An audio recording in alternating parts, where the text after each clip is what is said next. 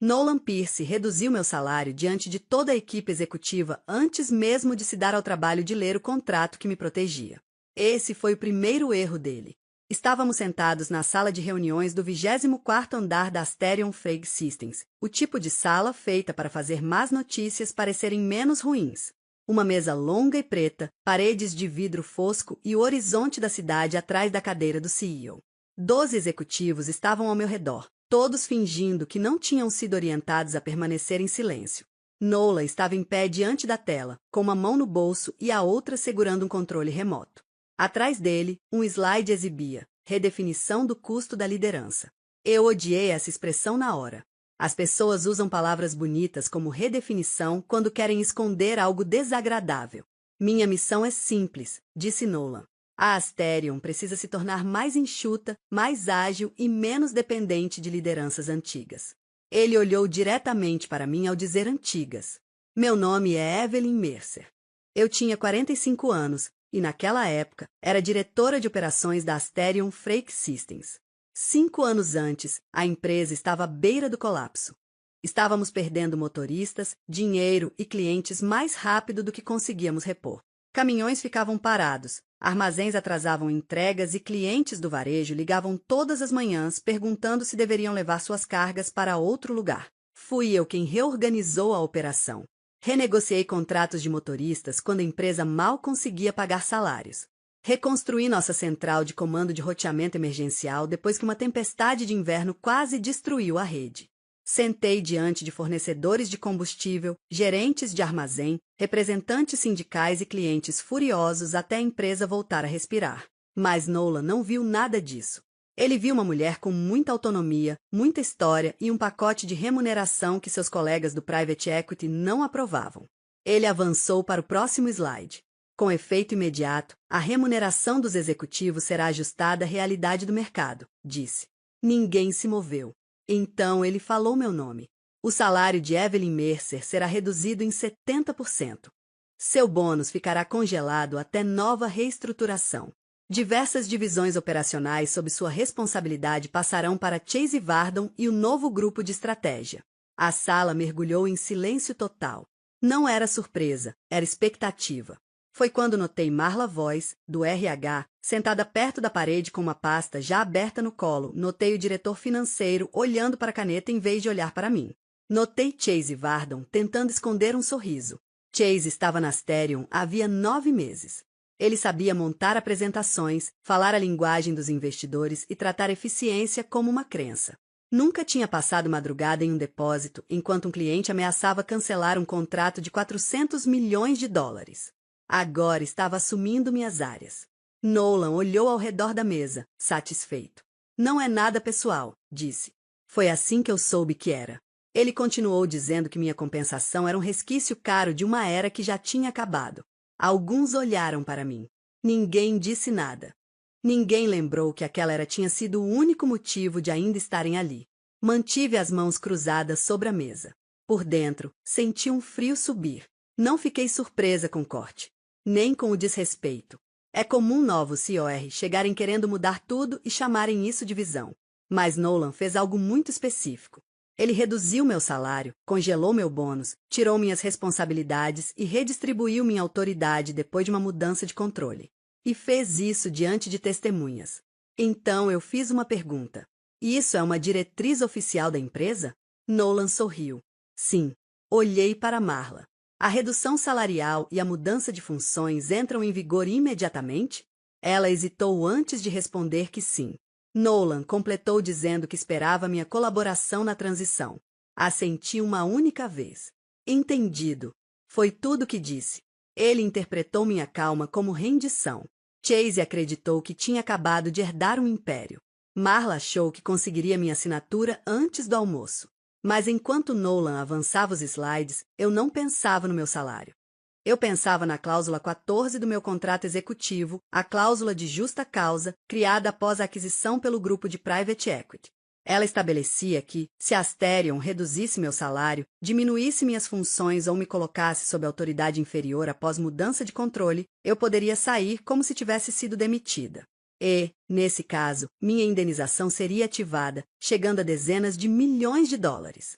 Nolan acreditou que estava economizando dinheiro. Na prática, ele tinha acabado de tomar a decisão mais cara da própria carreira. O RH não demorou nem 5 minutos. A reunião terminou às 9h42. Às 9h44, recebi um convite no celular. Alinhamento de remuneração e transição. Local: sala de conferências B do RH. Olhei o convite e depois o corredor. Marla já me esperava, com a mesma pasta. Evelyn, você tem um minuto? Não parecia uma pergunta. Eu a segui até o andar do RH, passando por salas de vidro e quadros com valores corporativos que ninguém levava a sério. A sala era pequena, sem janelas e fria. O pacote já estava sobre a mesa antes mesmo de eu sentar. Isso dizia tudo. Documento datado, aprovado e pronto para execução. Meu nome estava digitado em todas as páginas. A redução salarial aparecia em números claros, como se minha carreira fosse apenas uma linha de corte. Marla se sentou à minha frente. Isso é um alinhamento, disse. A empresa espera apoio dos líderes seniores. Todos os líderes? Perguntei. Ela respondeu que variava conforme a função. Empurrou uma caneta na minha direção. Se você assinar hoje, tudo será mais simples. Olhei para o documento, mas não toquei. O problema não era o dinheiro. Era o quanto eles não entendiam o que estavam tirando. A operação da Asterion não funcionava só com sistemas. Funcionava com memória, acordos e confiança. No papel, logística parece simples. Caminhões saem, mercadorias chegam, clientes pagam. Na prática, uma rota errada durante uma tempestade destrói uma temporada inteira. Um acordo ignorado paralisa operações. Uma promessa mal feita custa milhões. Eu conhecia esses pontos porque reconstruí o sistema depois que ele falhou.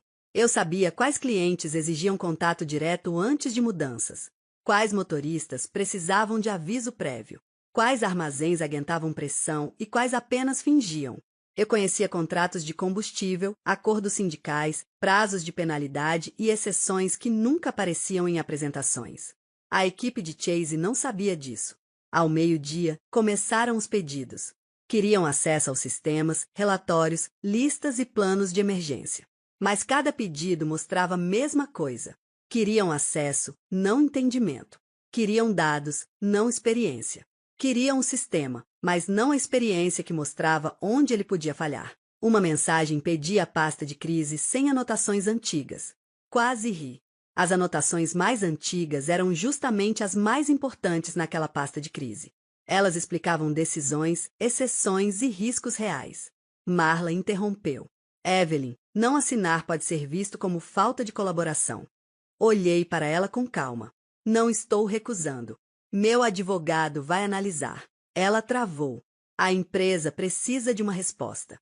Então coloque tudo por escrito, respondi. A sala ficou em silêncio. Foi quando ela percebeu. Eu não estava reagindo. Eu estava começando a registrar tudo com mais cuidado. Saí sem assinar. No elevador, o celular vibrou de novo. Pedidos, prazos, cobranças. Eles estavam com pressa. Achavam que velocidade era poder. Mas quem age rápido demais acaba deixando rastros. Quando voltei ao meu escritório, entendi o plano. Queriam me tirar do caminho, absorver meu conhecimento, entregar minha função para Chase e contar que eu ficaria quieta. Queriam meu cargo. Só não entendiam o sistema por trás dele. E não faziam ideia de que, ao tentar me substituir, estavam iniciando o próprio erro. Naquela noite, fiz exatamente o que Nolan deveria ter feito antes de abrir a boca. Li meu contrato. Sentei à mesa de jantar com meu laptop, um bloco de notas amarelo e o acordo executivo que o Conselho da Asterion havia assinado 5 anos antes. Do lado de fora, pelas janelas do meu apartamento, a cidade parecia tranquila. Aqui dentro, eu ainda conseguia ouvir a voz de Nolan dizendo que meu salário era um resquício caro da antiga fase de recuperação. Ele acreditou que aquela frase me diminuía. Na prática, ela tornava o contrato ainda mais relevante. 5 anos antes, a Asterion estava à beira do colapso. O antigo conselho precisava que eu permanecesse durante a aquisição por uma empresa de private equity, porque a operação era frágil demais para suportar mais uma perda de liderança. Os motoristas confiavam em mim. Os clientes me ligavam diretamente. As equipes dos armazéns sabiam que eu atenderia até de madrugada se algo desse errado. Por isso, o conselho me deu proteção. Não foi generosidade. Não foi recompensa. Foi uma medida de segurança. Os investidores sabiam que, depois que a empresa se estabilizasse, um novo CEO poderia assumir, reivindicar os resultados e tentar afastar quem realmente tinha feito o trabalho difícil de recuperação. Eles também sabiam que nem sempre a forma mais fácil de tirar uma executiva era demiti-la. Às vezes, bastava reduzir o salário, retirar responsabilidades, expor publicamente e esperar que ela pedisse demissão. Era exatamente para isso que existia a seção 14. Justa causa.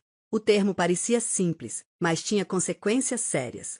Na prática, significava o seguinte: se a empresa mudasse de controle e depois reduzisse meu salário, cortasse funções essenciais, me colocasse sob a supervisão de alguém com menos autoridade ou comprometesse de forma relevante minha posição na empresa, eu poderia sair alegando motivo legítimo. E, legalmente, isso não seria tratado como um pedido de demissão comum. Seria considerado como uma saída forçada pela empresa. Essa diferença era fundamental. Porque, de acordo com meu contrato, se a Asterion me desligasse após uma mudança no controle acionário, a indenização seria acionada. Ações antecipadas, valores rescisórios, bônus pendentes, incentivos de retenção, ajustes tributários, o pacote completo, dependendo da situação, chegava a dezenas de milhões de dólares. Li a cláusula com atenção e depois anotei 4 pontos no meu bloco. Redução salarial de 70%, congelamento de bônus, remoção de divisões operacionais, transferência de autoridade para Chase Vardon. Nolan não tinha apenas cometido um erro isolado. Ele provavelmente acionou vários pontos sensíveis do contrato, mas isso ainda precisaria ser validado juridicamente. Abri o pacote do RH que Marla havia me entregue. A linguagem era ainda mais fria do que na reunião. O documento dizia que a redução salarial entrava em vigor imediatamente. Informava também que meu bônus estava suspenso até nova reestruturação. Declarava que minhas responsabilidades operacionais seriam transferidas para o grupo de estratégia. E afirmava que eu deveria apoiar a transição. A palavra auxiliar dizia tudo. Não esperavam liderança. Esperavam que eu entregasse o próprio sistema que eu havia mantido funcionando. Às 22h36, enviei um e-mail para minha advogada trabalhista, Camille Reis. Não escrevi um desabafo longo. Não mencionei a postura do Chase. Não descrevi a humilhação da reunião, embora ela tenha existido. Encaminhei os documentos. Convite da reunião, material do RH, novo organograma, memorando de remuneração e minhas anotações com os nomes de quem estava presente. Ao final, escrevi apenas: por favor, verifiquem se as ações de hoje configuram justa causa conforme a seção 14. Camille respondeu pouco depois da meia-noite. A mensagem era direta.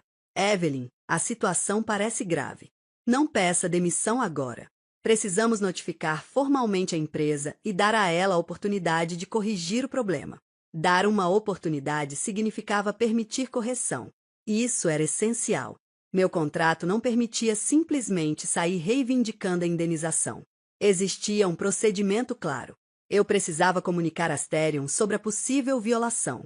A empresa teria um prazo definido para restabelecer meu salário, minhas funções e corrigir minha posição na empresa. Se resolvessem, o benefício não seria acionado. Caso contrário, o cenário mudaria completamente.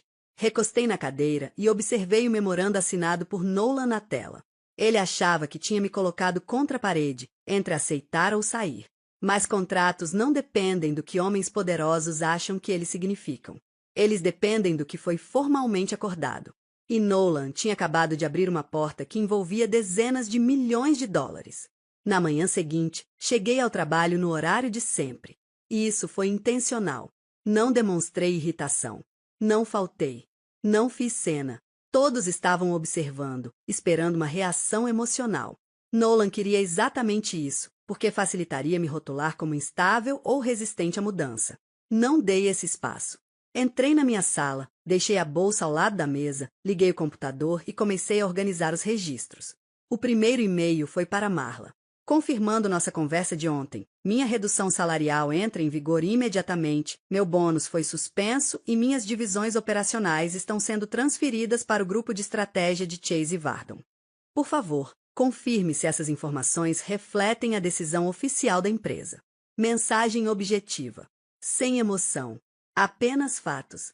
Marla respondeu 32 minutos depois, confirmando que as mudanças faziam parte do plano de reestruturação. Arquivei o e-mail. Em seguida, escrevi para Nolan. Por favor, confirme-se a retirada das responsabilidades de distribuição no Nordeste, roteirização nacional, relacionamento com motoristas e gestão de recuperação de estoque definitiva ou temporária durante a reestruturação. A resposta veio rápido. Ele se recusou a reverter as mudanças, dizendo que isso comprometeria a nova estratégia.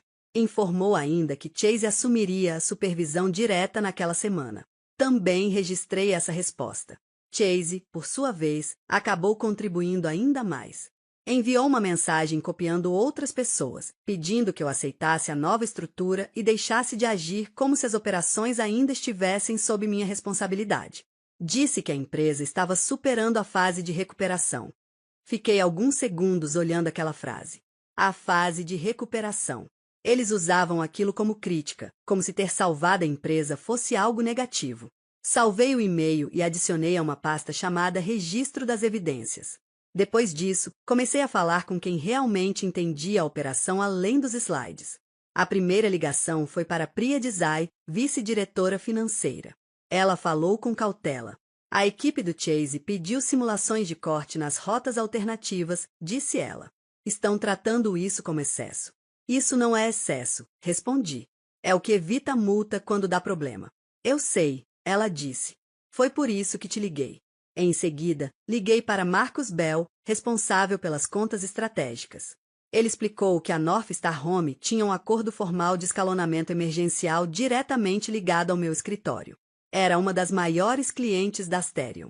Os prazos de entrega para períodos críticos eram rigorosos e as penalidades, pesadas. Perguntei se Chase sabia disso. Marcus hesitou. Enviei a documentação para a equipe dele, disse. Eles pediram um resumo em um slide. Aquilo já indicava problema. Depois, falei com Lena Ortiz, diretora de relações com motoristas. Ela esteve comigo no pior período da empresa. Chase quer alterar as escalas de fim de semana, disse ela. Acredita que isso reduz o tempo ocioso. Isso quebra o acordo de retenção, respondi. Sim, ela disse. Eu expliquei isso. E o que ele disse? Que a empresa não pode ficar presa a acordos antigos. Acordos antigos. Mais uma expressão aparentemente simples que, na prática, custava caro quando ignorada.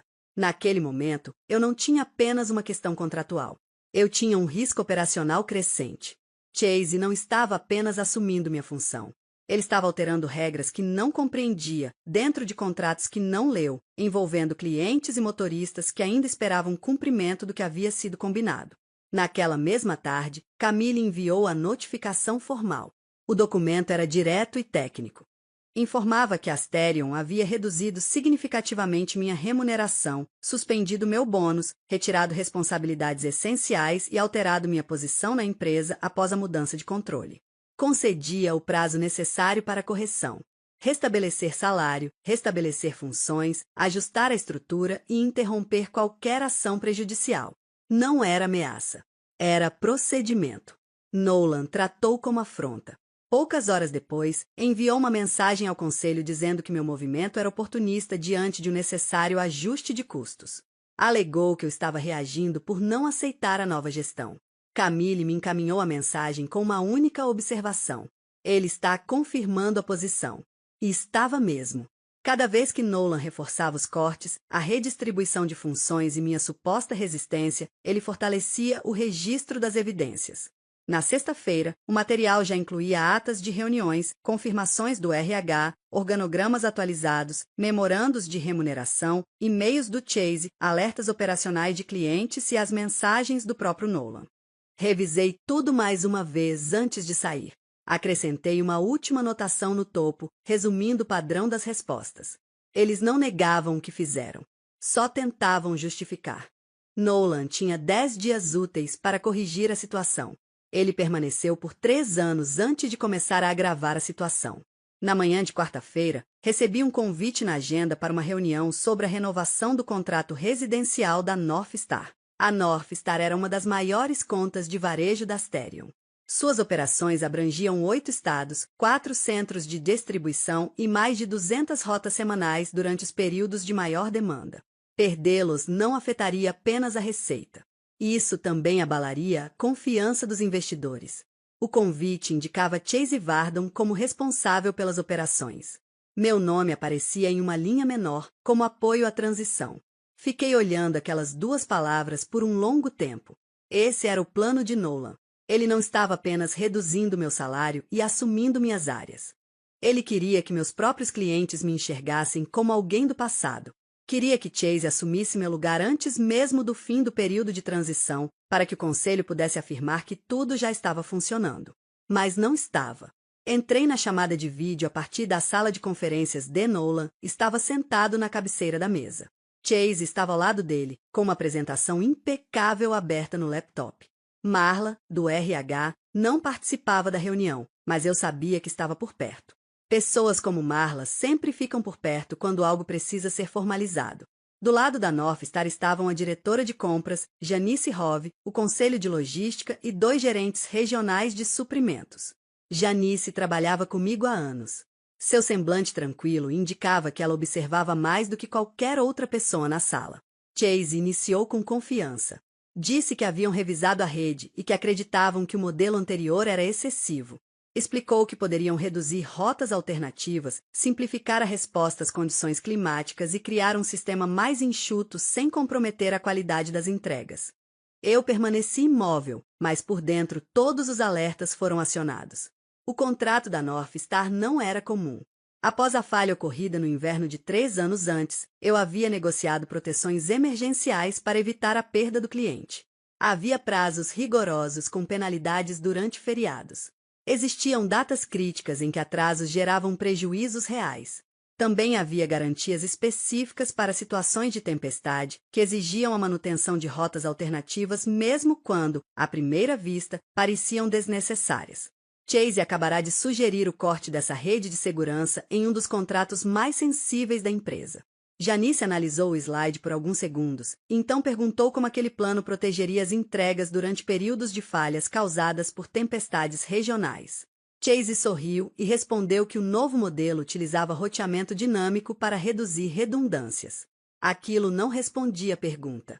O ambiente ficou tenso.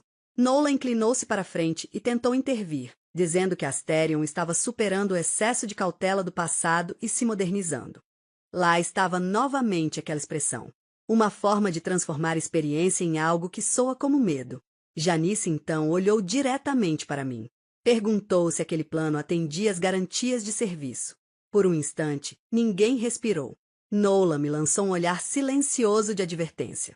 Eu poderia ter permanecido em silêncio. Teria sido mais confortável naquele momento. Mas não seria mais seguro para a empresa, nem para o contrato, nem para os registros. Então eu fiz uma pergunta a mim mesma e respondi com cuidado. Expliquei que as mudanças propostas exigiam análise jurídica e operacional antes de qualquer implementação.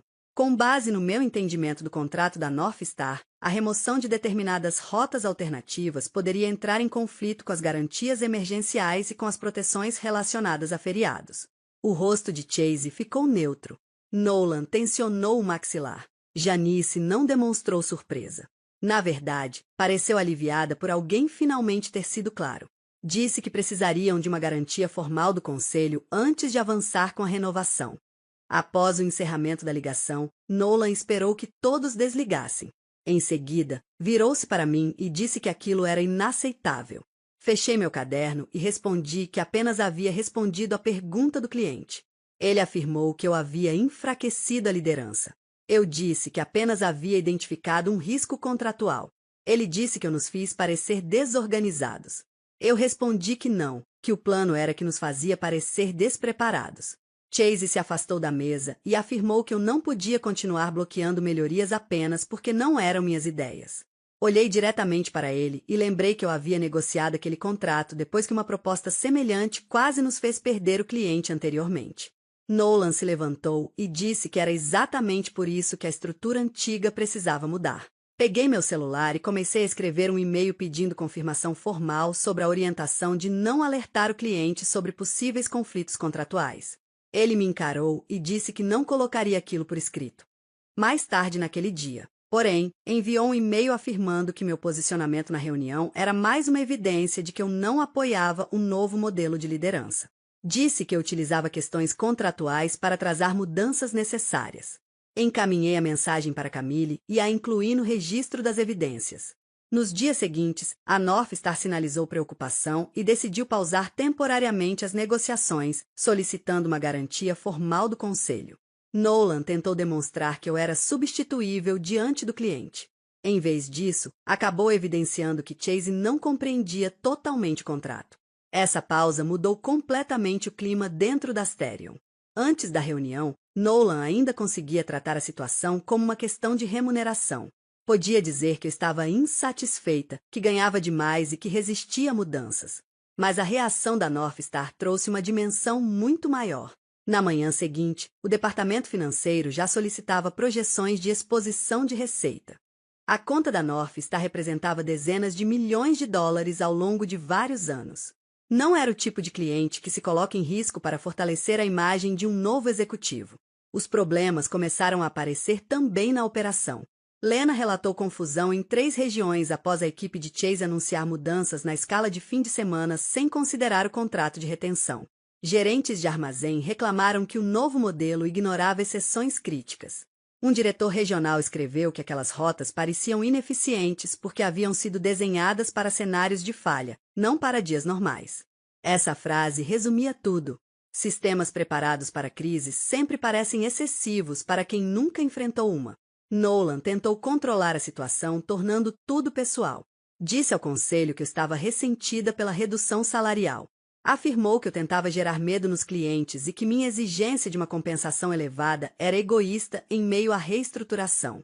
Mas Camille não permitiu que essa narrativa prevalecesse. Ela enviou um relatório completo com todas as evidências ao Comitê de Remuneração e à assessoria jurídica externa. O material incluía meu contrato, declarações de Nolan, confirmações formais, o novo organograma, comunicações internas, registros da reunião com a North Star e a notificação formal de justa causa. O material era baseado em registros, datas e comunicações documentadas. Isso fez toda a diferença. A análise jurídica começou mais rápido do que eu esperava. Naquela mesma semana, Priya, do financeiro, me ligou e informou que o advogado especializado em remuneração estava no prédio. Olhei pela janela e vi 2 advogados caminhando pelo corredor com a assistente do presidente do conselho.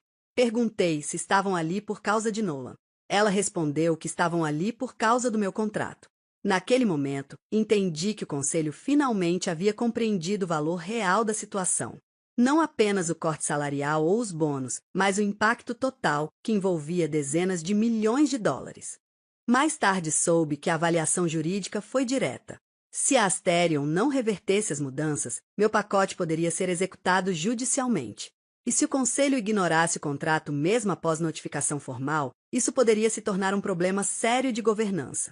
Isso significava possíveis processos, pressão de investidores, instabilidade com clientes e um impacto direto na credibilidade da liderança. Nolan não reagiu bem. Em um relatório ao conselho, afirmou que me pagar seria recompensar deslealdade e que a liderança não poderia ficar presa a contratos antigos. Essa escolha de palavras piorou ainda mais a situação. O diretor financeiro, então, deixou de ignorar o problema e alertou que um conflito público poderia afetar negociações de financiamento, preocupar a North Star e comprometer a confiança na nova gestão. Pela primeira vez, a confiança de Nolan começou a parecer insegurança. Às 18h02, recebi uma notificação formal convocando para uma reunião obrigatória do Comitê de Remuneração. Estariam presentes Nolan Pierce, Marla Voice, consultores externos, membros do conselho e eu. O assunto do e-mail era neutro. A sala reservada não era a mesma. Era a sala de reuniões do conselho. Li o convite 2 vezes antes de fechar o laptop. Finalmente haviam atribuído um custo ao erro de Nolan, e agora ele teria que permanecer sentado enquanto todos analisavam aquilo com atenção. A sala do conselho não era aquela onde Nolan havia reduzido meu salário. E isso fazia diferença. A primeira reunião tinha sido um verdadeiro teatro. Nolan aparecendo na tela, o RH aguardando com os documentos, Chase sorrindo como se já tivesse vencido. Todos os demais fingindo que a decisão já estava tomada. Desta vez, era diferente. Não havia frases prontas na tela, nem discurso sobre ajuste de custos, nem apresentações polidas sobre o mercado. Havia apenas pastas, laptops, consultores externos e uma mesa longa ocupada por pessoas que finalmente entenderam que as decisões de Nolan tinham consequências. Entrei acompanhada de Camille. Nolan já estava presente. Sentava-se próxima à cabeceira, com os ombros tensos e o rosto controlado daquela forma rígida que executivos usam quando estão irritados, mas sem respaldo jurídico ao lado. Marla Voz estava a alguns lugares de distância, com uma pilha de documentos do RH. Chase também estava ali, tentando aparentar tranquilidade, embora não parasse de bater a caneta contra o caderno. A presidente do conselho, Helena Cross, iniciou a reunião.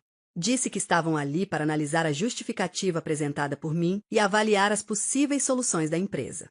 Nolan se inclinou para a frente antes que ela terminasse. Disse que aquele era exatamente o problema. Afirmou que eu havia usado um contrato generoso como forma de pressionar a empresa por decisões difíceis. Não respondi. Aprendi há muito tempo que, quando alguém insiste em se complicar, o melhor é não interromper. Nolan continuou dizendo que se tratava de uma reestruturação ampla de custos. Insistiu que não era algo pessoal, nem uma demissão, nem uma tentativa de forçar a saída de ninguém. Marla concordou rapidamente, dizendo que o ajuste fazia parte de um alinhamento da liderança. Camille abriu a pasta com calma. Disse que os documentos não sustentavam aquela versão. A sala ficou em silêncio. Helena então olhou para mim e pediu que eu explicasse minha posição. Mantive a voz firme. Expliquei que, na manhã de segunda-feira, Nolan havia anunciado diante da equipe executiva que meu salário seria reduzido em 70%. Meu plano de bônus seria congelado e diversas áreas operacionais seriam transferidas para o grupo de estratégia de Chase Vardon. O RH apresentou documentos confirmando que a mudança teria efeito imediato. Olhei rapidamente para Marla, que desviou o olhar. Continuei explicando que pedi confirmação por escrito e a empresa confirmou. Perguntei se a transferência de autoridade era direta e imediata. Nolan confirmou. Chase também confirmou que esperava que eu aceitasse a nova estrutura e deixasse de agir como responsável pelas operações. Chase parou de bater a caneta. Camille então colocou os e-mails sobre a mesa e explicou o contrato de forma clara. Disse que a Asterion tinha o direito de se reestruturar, mas, após a mudança de controle, não podia reduzir de forma significativa minha remuneração, retirar minhas principais responsabilidades e transferi-las para um profissional menos experiente sem corrigir a situação ou cumprir o pacote de rescisão acordado. Nolan interrompeu dizendo que ninguém havia me demitido. Camille respondeu sem alterar o tom que a intenção não era o ponto central, e sim as ações. Essa frase teve mais peso do que qualquer acusação. O advogado externo responsável pela análise de remuneração limpou a garganta. Até então, estava em silêncio. Disse que a cláusula abrangia redução relevante de salário e perda substancial de responsabilidades após a mudança de controle. Nolan olhou para ele de forma brusca. O advogado continuou dizendo que o registro documental colocava a empresa em uma posição delicada. Em seguida, a consultora de remuneração abriu o relatório. Sem dramatizar, apenas apresentou os números. Ações antecipadas, múltiplos de rescisão, bônus não pagos, retenção e proteção tributária. Então apresentou o total estimado, dezenas de milhões de dólares em valor estruturado. A sala ficou completamente silenciosa. Não era um silêncio desconfortável. Era um silêncio que refletia custo. A expressão de Nolan mudou de forma sutil. A segurança desapareceu primeiro e a irritação surgiu para esconder a preocupação. Helena voltou-se para mim e perguntou se a empresa poderia corrigir a situação. Respondi que sim. Expliquei que bastava restaurar meu salário, meu plano de bônus, devolver às áreas operacionais a minha responsabilidade, retirar Chase do controle direto das minhas equipes, enviar uma comunicação corrigida à North Star e formalizar por escrito que não haveria retaliação. A cadeira de Nolan se moveu para trás. Ele se recusou a reverter as mudanças, dizendo que isso comprometeria a nova estratégia. Ninguém respondeu.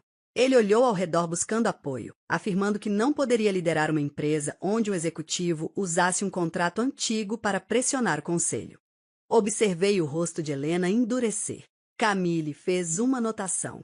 Nolan havia cometido o mesmo erro novamente. Ofereceram a ele uma solução clara para evitar o pagamento, corrigir o problema e encerrar a situação. E, diante de todos, ele recusou. Não precisei dizer nada. Naquele momento, o contrato falou mais alto do que o CEO. Após a recusa, o conselho pediu que nos retirássemos. Aguardei em uma sala menor ao lado de Camille. Pela parede de vidro, via pessoas entrando e saindo da sala principal. O diretor financeiro passou uma vez sem levantar os olhos do celular. Marla permanecia próxima aos elevadores, pálida e imóvel. Chase saiu pelo corredor e não voltou. Camille fechou a pasta e perguntou se eu entendia o que havia acontecido. Respondi que sim. Ele havia tomado a decisão por eles. Cerca de 40 minutos depois, Helena nos chamou de volta. Nolan ainda estava presente, mas já não demonstrava controle da situação. A gravata estava afrouxada, os braços cruzados, e sua expressão revelava tensão. Era o rosto de alguém que confundiu autoridade com imunidade. Helena falou com cuidado. Disse que, após análise jurídica e financeira detalhada, o conselho concluiu que a separação era a opção menos arriscada. Nolan permaneceu olhando para a mesa. O advogado externo acrescentou que a justificativa apresentada por mim para a rescisão havia sido considerada válida, sujeita à formalização final do acordo. E assim aconteceu. Sem discussões longas, sem exageros, apenas a formalização do que já estava decidido. O processo começou em poucas semanas, mas levou meses de negociação até ser finalizado. O pacote total envolveu dezenas de milhões de dólares em valor estruturado, incluindo participação acionária, rescisão, bônus, retenção e cobertura tributária. Posteriormente, muitos acreditaram que o dinheiro representava vingança. Não era isso. A verdadeira diferença estava na forma como tudo foi registrado. A empresa reconheceu por escrito que minha remuneração havia sido reduzida de forma significativa. Minhas funções haviam sido alteradas de maneira relevante. Meu alerta ao cliente foi considerado correto. Minha notificação de justa causa foi válida e o evento foi provocado pela própria empresa. Isso tinha mais peso do que qualquer valor financeiro. Nolan tentou me retratar como alguém motivado por dinheiro, ressentido e dispensável. O acordo final demonstrou o contrário. Chase foi retirado das operações imediatamente. Seu plano foi suspenso antes que causasse mais impacto à North Star. A Asterion enviou uma comunicação de correção à North Star utilizando a mesma abordagem de risco que eu havia apresentado.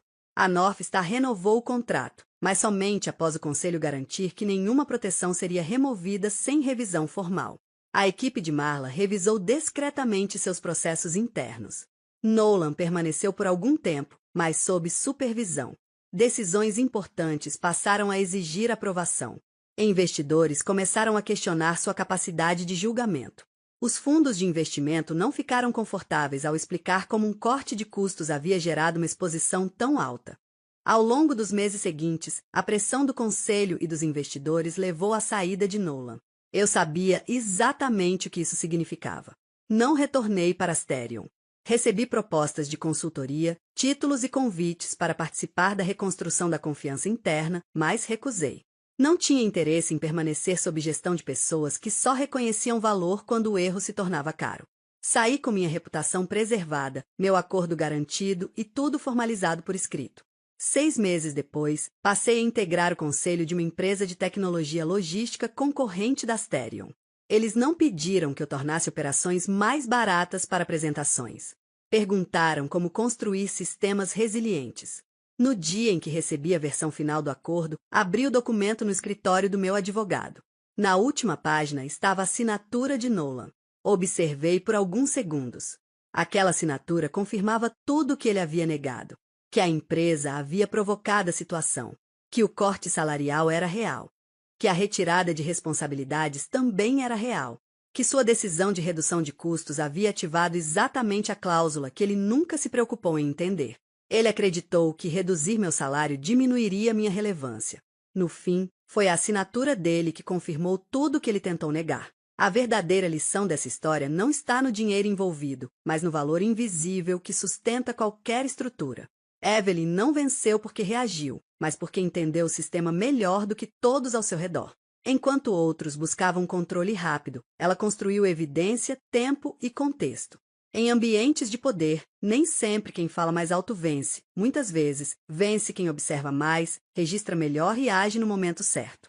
O erro de Nolan não foi cortar custos, foi ignorar o que não estava nos relatórios: experiência, memória operacional e influência real. Quando decisões são tomadas apenas com base em aparência de eficiência, o custo verdadeiro aparece depois, e quase sempre tarde demais. A reflexão que fica é desconfortável. Quantas vezes estruturas inteiras são sustentadas por pessoas que não são reconhecidas até serem removidas? O poder moderno muitas vezes confunde visibilidade com valor e eficiência com simplificação. Mas sistemas complexos não sobrevivem sem quem entende suas falhas. Evelyn não precisou se defender emocionalmente, porque já estava posicionada estrategicamente. Isso revela algo mais profundo: inteligência real não reage ao ataque. Ela antecipa o erro do outro e o transforma em prova. No fim, não foi uma disputa de cargos, mas de consciência estrutural. E quem enxerga o sistema por inteiro dificilmente perde. Agora me diz, em que momento você percebeu que Evelyn nunca esteve reagindo, mas sim conduzindo tudo em silêncio? Se você estivesse no lugar dela, teria exposto o erro imediatamente. Ou deixaria ele crescer até se tornar impossível de ignorar? Escreve aqui nos comentários, eu quero muito saber. E não esquece, deixa também o seu comentário com uma classificação de 1 a 10 para mostrar o quanto você gostou, porque assim eu consigo trazer mais vídeos que sejam interessantes para você. E se essa história te fez pensar diferente sobre poder, liderança e silêncio? Já deixa o like e se inscreve no canal, porque os próximos vídeos vão mudar ainda mais a forma como você enxerga o jogo por trás das decisões. Meu nome é Paul Stanton.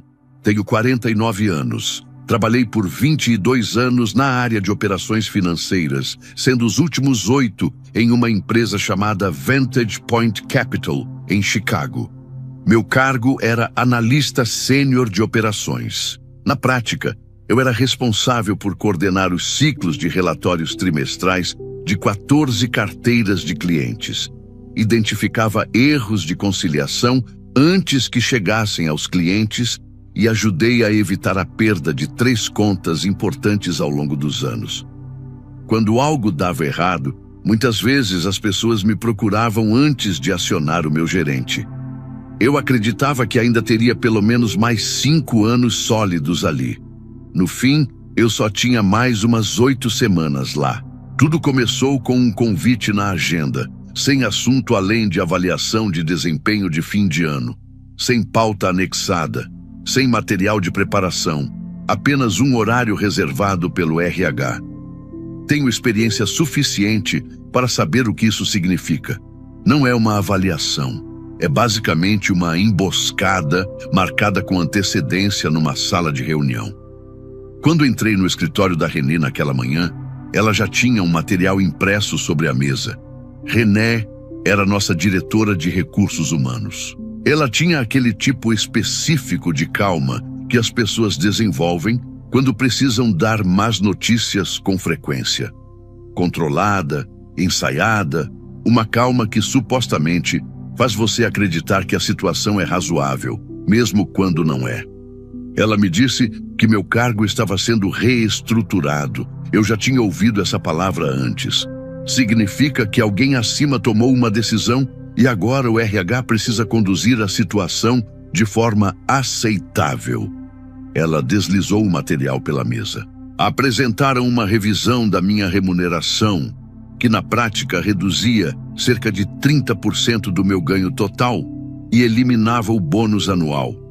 Esse bônus era de $20 mil por ano e simplesmente deixou de existir. O horário também foi ajustado. Tudo foi apresentado com uma linguagem sobre redução de escopo operacional e necessidades atuais da empresa. Era tudo muito claro, profissional e completamente distante de qualquer coisa que refletisse meu desempenho real. Olhei para os números e depois para ela. Perguntei o que tinha mudado no meu desempenho. Ela disse que o escopo da minha função havia evoluído. Eu respondi: o escopo do que eu realmente faço não mudou desde a última terça-feira. Ela não reagiu. Disse apenas que aquela era a nova estrutura e que eu poderia aceitar os termos ou discutir uma proposta de saída.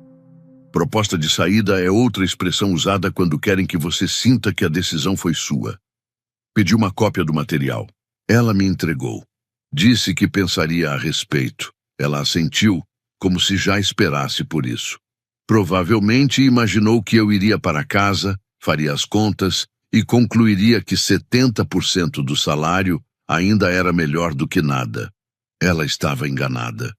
O que René não sabia, e o que a maioria das pessoas na Vantage Point também não sabia, é que eu mantinha registros há anos. Não por paranoia, mas porque meu pai me disse, quando eu tinha 22 anos, se alguém lucrar com o seu trabalho, documente isso.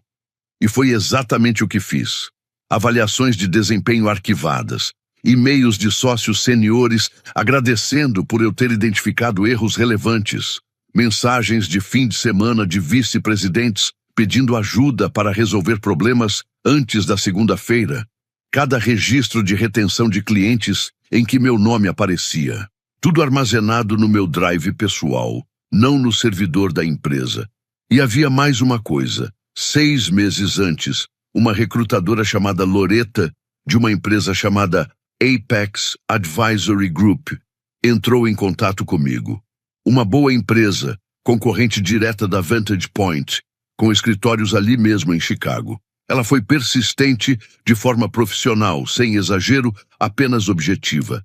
Disse que acreditava que eu estava sendo subestimado e perguntou se eu estaria aberto a conversar.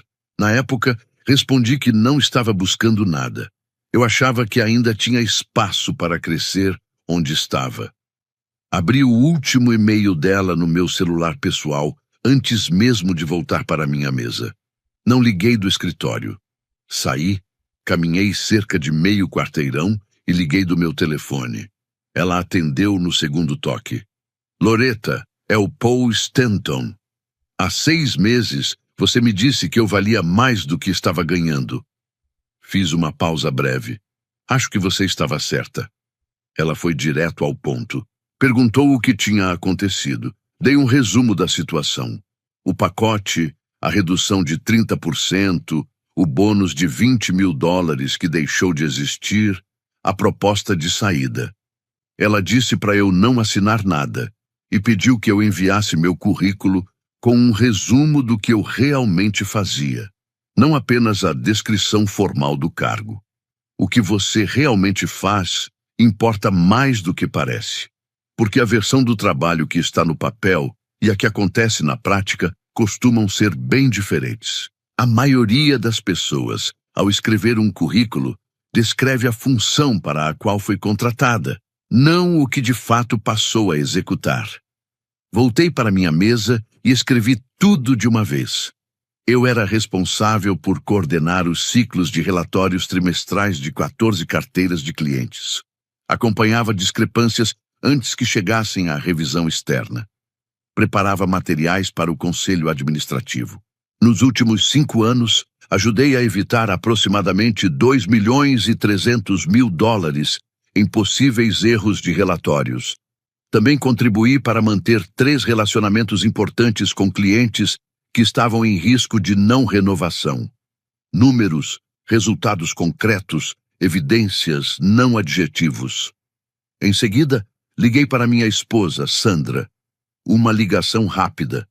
Eu disse que achava que tinha chegado a hora de tomar uma decisão. Ela respondeu que esperava ouvir isso havia 2 anos.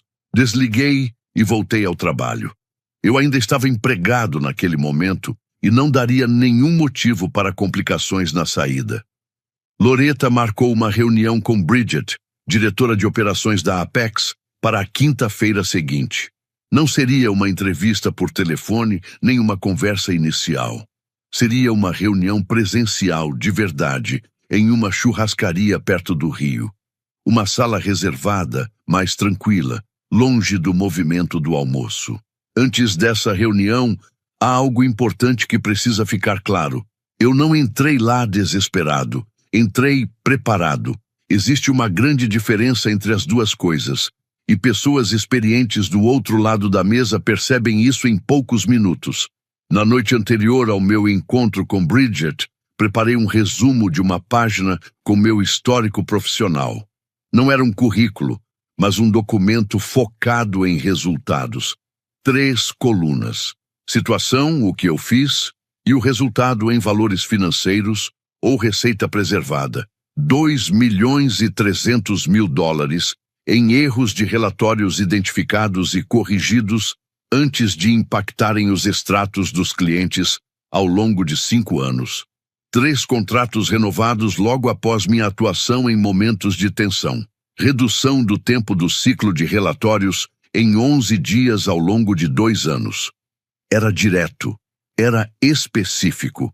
Cada ponto estava ligado a números concretos.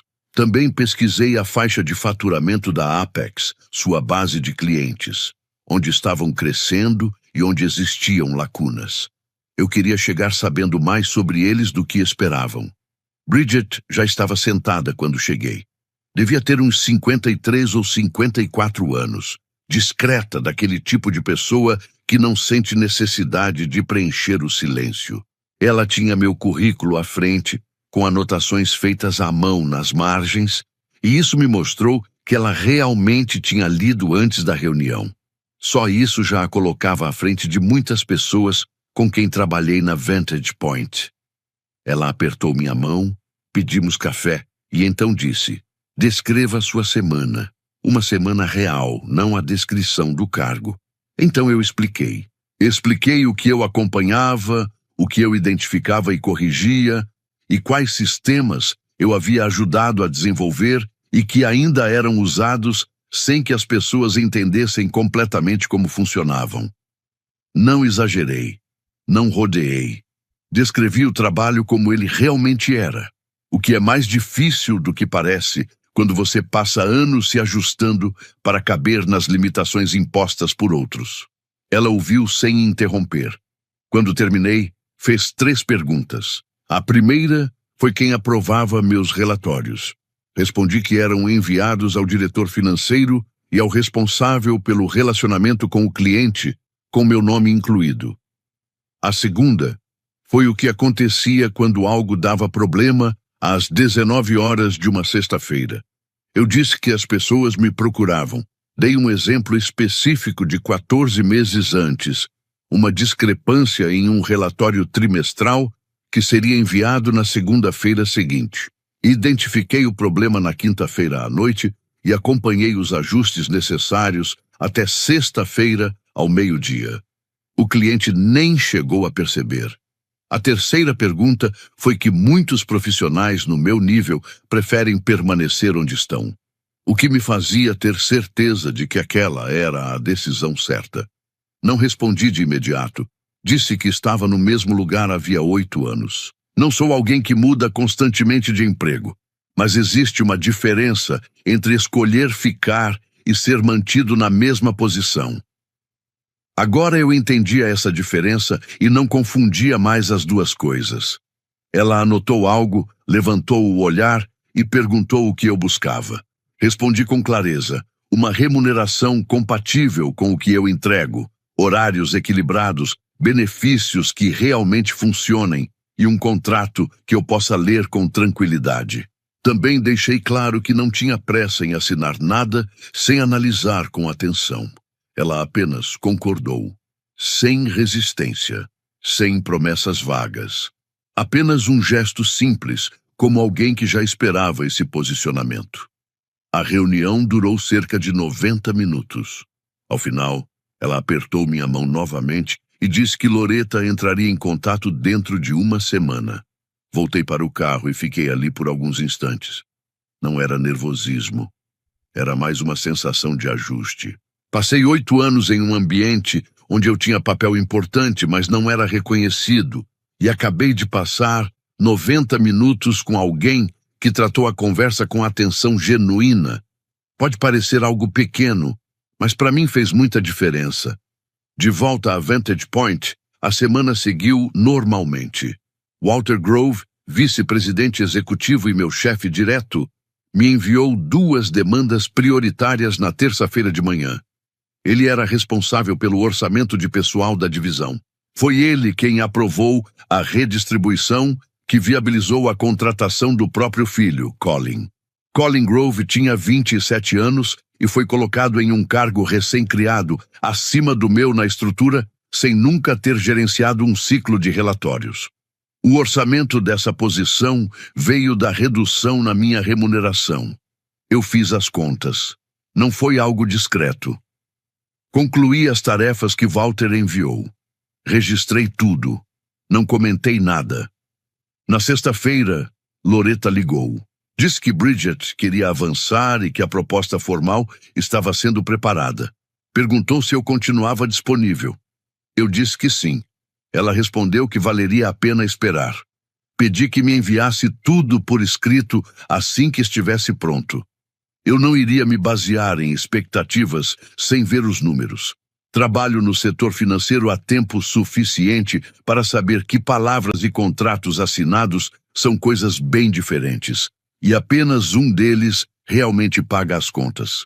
Ela riu e disse que estaria na minha caixa de entrada até segunda-feira. Voltei ao trabalho, finalizei minhas tarefas e fui para casa. Sandra já havia preparado o jantar.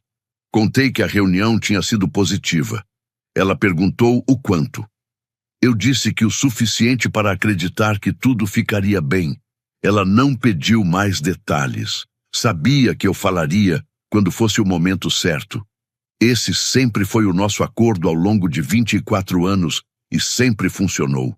A proposta chegou na segunda-feira à tarde, exatamente como Loretta havia dito. Eu estava sentado na minha mesa na Vantage Point quando o e-mail chegou. Abri pelo meu celular pessoal, não pelo computador da empresa. Velho hábito. Não misturar nada pessoal com os equipamentos da empresa. Loretta havia enviado um PDF com o contrato completo em anexo. Primeiro li o resumo, depois deixei o telefone com a tela virada para baixo e voltei para a planilha que estava aberta. Terminei o que estava fazendo. Só então peguei o telefone novamente e li tudo desde o começo. Os números eram simples de entender. Meu salário base na Vantage Point, antes da mudança proposta, já era compatível com alguém no meu nível dentro daquele mercado.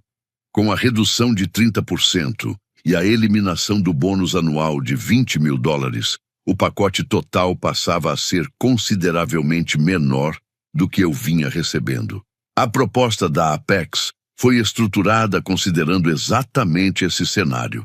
O salário base deles, sozinho, já superava o meu salário original antes de qualquer ajuste.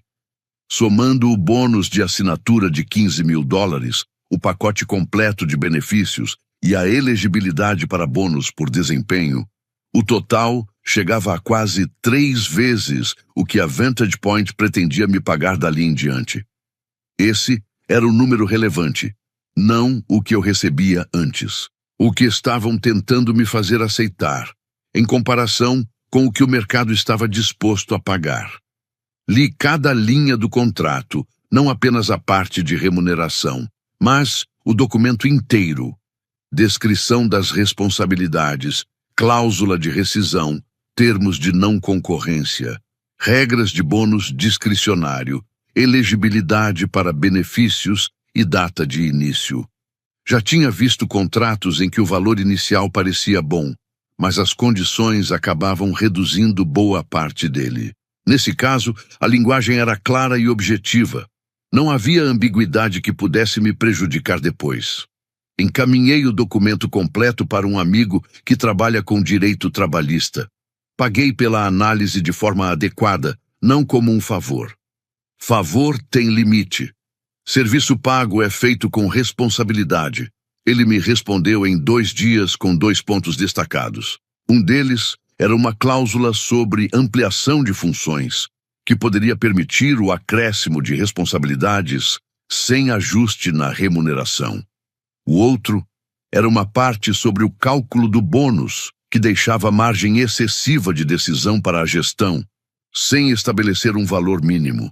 Enviei essas 2 observações para Loretta. Ela levou para a Apex.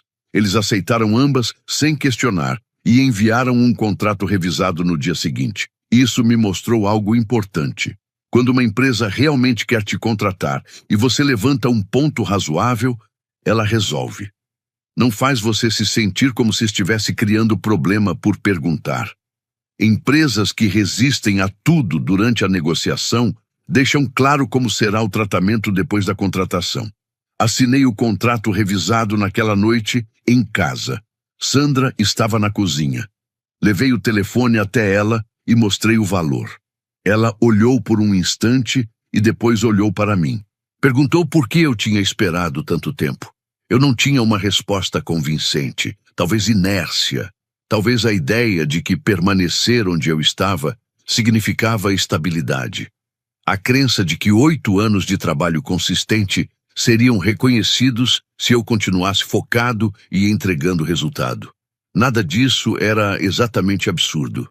Estava apenas errado. Comuniquei minha saída na manhã da segunda-feira seguinte. Quero deixar claro que escolhi essa data de forma intencional. O prazo mais crítico do trimestre da Vantage Point estava a 9 dias de distância. Era o tipo de momento em que toda a equipe estava envolvida e cada etapa do processo precisava funcionar bem. Eu era uma das principais pessoas responsáveis por manter essas dependências funcionando ao longo dos últimos 3 anos. A data acabou coincidindo com um período crítico do trimestre. Mantive a carta de saída direta. Data final conforme o acordo vigente, sem comentários adicionais, sem lista de reclamações. Enviei para Walter e incluí René em cópia. Em 40 minutos, Walter me chamou para uma sala de reunião. René já estava lá quando entrei, o que deixou claro que eles haviam conversado antes. Tudo dentro do esperado. Walter disse que foi uma surpresa. Respondi que, do meu ponto de vista, não parecia assim. Ele disse que valorizava o meu trabalho. Perguntei por que isso não apareceu quando foi apresentada a revisão que reduzia cerca de 30% da minha remuneração. Ele não teve uma resposta objetiva. René tentou conduzir de outra forma. Diz que a revisão tinha sido pensada para preservar meu papel dentro de uma estrutura em mudança. Eu disse que entendia a abordagem, mas que os números mostravam outra realidade. Então Walter perguntou se havia algo que poderiam fazer para me manter. Respondi com sinceridade. Houve uma oportunidade de fazer isso antes. Ela não foi utilizada. Eu aceitei a situação e tomei outras decisões. Esse momento já tinha passado. Ele ficou em silêncio por alguns segundos, claramente fazendo as contas na cabeça. Era possível perceber que ele avaliava o impacto prático. Custos de transição, prazos apertados, riscos com clientes, tempo necessário para substituir um analista sênior com 22 anos de experiência. Na prática, tudo passa a fazer mais sentido quando o erro começa a gerar prejuízo. Ele perguntou se eu poderia ficar pelo menos até o prazo trimestral. Eu disse que faria uma transição adequada dentro do período de aviso e que documentaria tudo o que fosse necessário. O que eu não faria era estender minha permanência para compensar uma decisão que foi tomada sem considerar os riscos operacionais. René anotou algo no bloco dela. Não sei o que era. Voltei para minha mesa, fechei a porta da sala de reunião atrás de mim e continuei trabalhando. Eu ainda tinha uma tarefa a concluir e iria fazer isso da melhor forma possível. Não por eles, mas por mim. Porque a forma como você encerra um ciclo te acompanha depois. Eu não ia permitir que deixassem uma versão distorcida da minha história. Minhas últimas 2 semanas na Vantage Point foram quase engraçadas, de um jeito que eu não esperava. Assim que entreguei meu aviso prévio, as pessoas começaram a perceber coisas que nunca tinham comentado antes. De repente, passaram a me pedir documentação de processos relacionados a sistemas que eu havia ajudado a desenvolver anos atrás e que ninguém nunca tinha solicitado que eu explicasse. Também começaram a perguntar sobre dependências de relatórios que rodavam silenciosamente em segundo plano e que eu acompanhava e ajustava manualmente quando necessário. Executivos que não falavam comigo diretamente havia meses começaram a aparecer na minha mesa pedindo atualizações sobre temas que nem faziam parte da minha descrição de função. Colin Grove apareceu 2 vezes. Filho de Walter, com 27 anos, recém-chegado ao cargo, ocupando uma posição criada, com base na redução do meu salário. Ele não era um mau sujeito, só não estava preparado para o que o trabalho realmente exigia.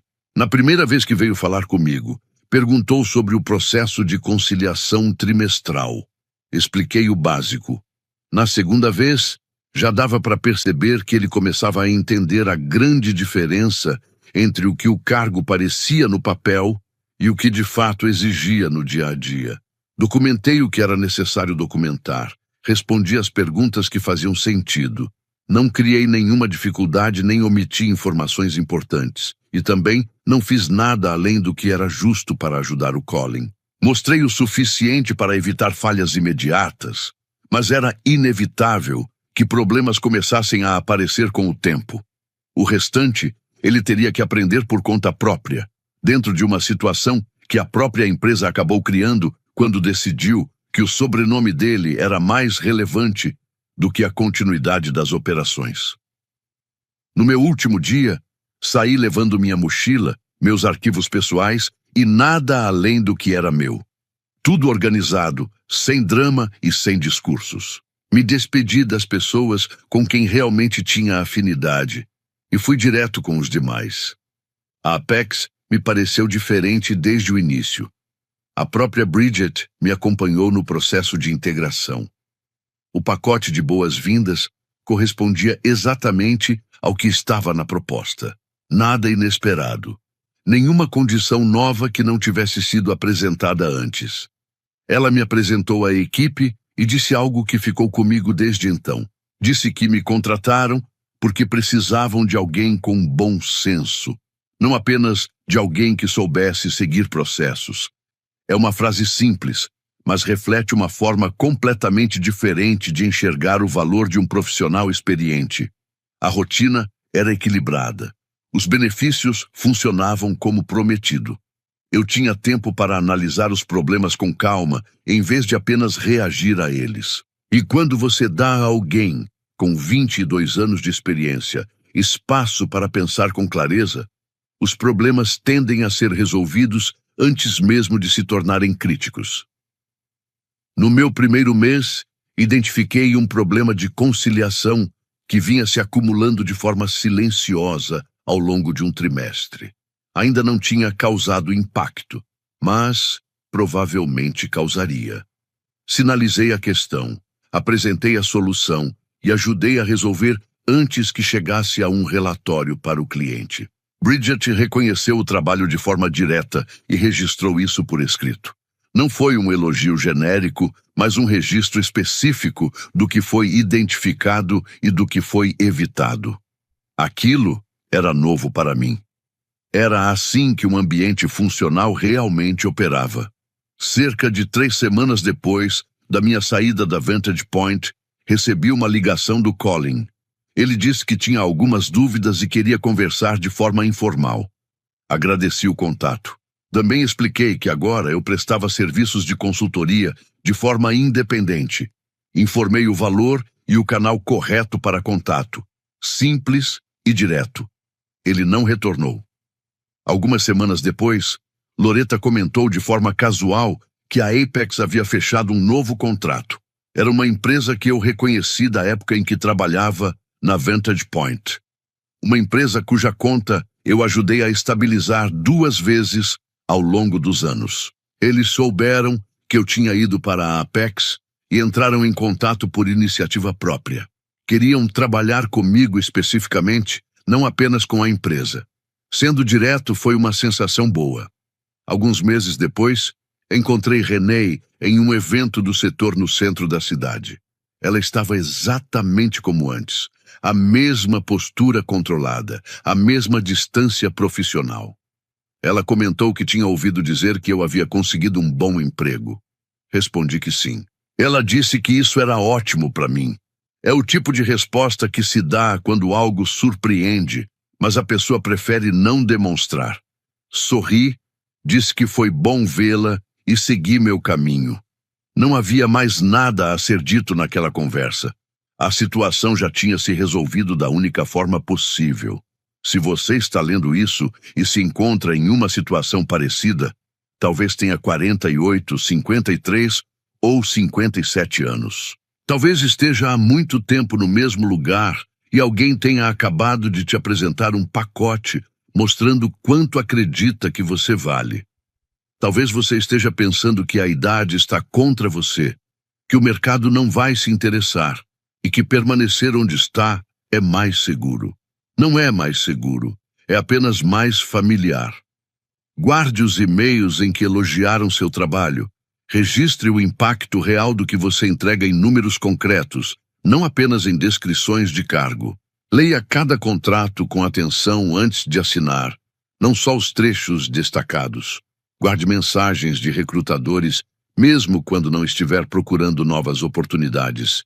E não confunda lealdade com planejamento de longo prazo, porque a empresa a qual você é leal não está necessariamente fazendo esse mesmo tipo de cálculo.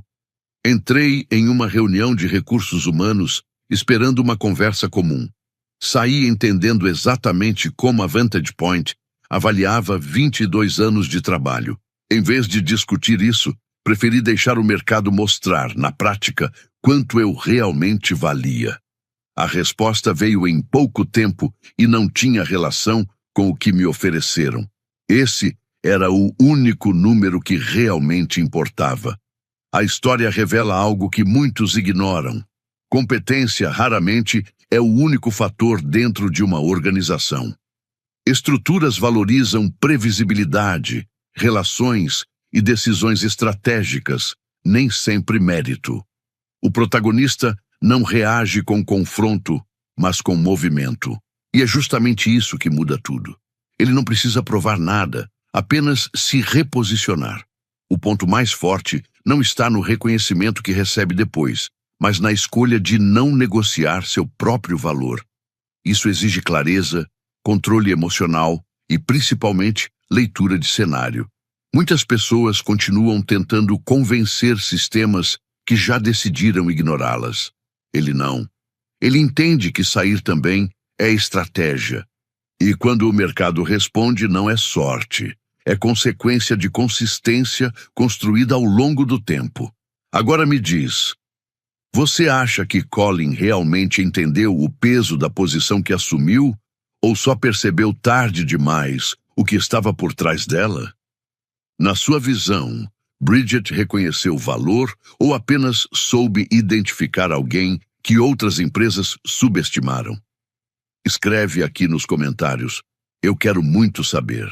E não esquece, deixa também o seu comentário com uma classificação de 1 a 10 para mostrar o quanto você gostou, porque assim eu consigo trazer mais vídeos que sejam interessantes para você. Se esse tipo de história te fez pensar diferente sobre carreira e valor profissional, já deixa o like e se inscreve no canal, porque aqui a gente não conta só histórias. A gente revela o que está por trás delas.